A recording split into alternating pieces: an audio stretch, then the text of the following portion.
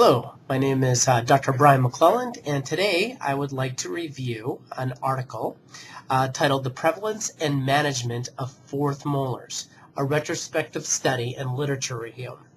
The authors of this study are Shahzad and Roth, and it can be found in the Journal of Oral and Maxillofacial Surgery, 2012, pages 272 to 75. I thought this would be interesting because we all know and hear a lot about third molars, but there's little conversation about fourth molars, and they are seen with relative frequency. So some people have fourth molars or a second set of wisdom teeth, or what's called a distomolar. The purpose of this study was to look at the prevalence and the differences based on gender and race. So charts for all patients seen for wisdom teeth at the Misawa Air Base in Japan from November 2008 to October 2010 were evaluated for a total of 409 patients. 2.2% of the patients had fourth molars.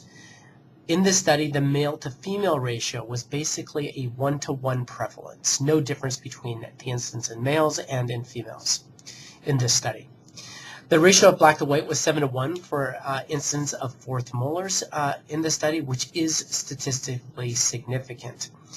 The incidence of supernumerary teeth was reported to be 2.1 to 5, 2-to-1 to 5-to-1 for males to females, and in this study it was 1-to-1. So in past studies, the incidence was found to be higher by a factor of 2 to sometimes 5-to-1 in males as opposed to females, although in this study, 1-to-1.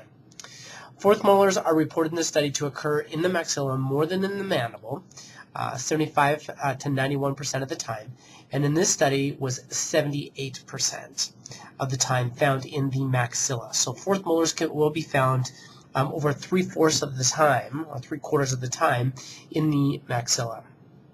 So this is an interesting report and worthwhile.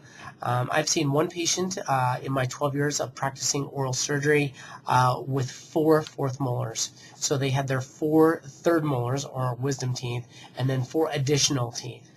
The extraction of these teeth is based on the same indication for the extraction of other wisdom teeth or third molars. And in this situation, those teeth were removed without difficulties or complications.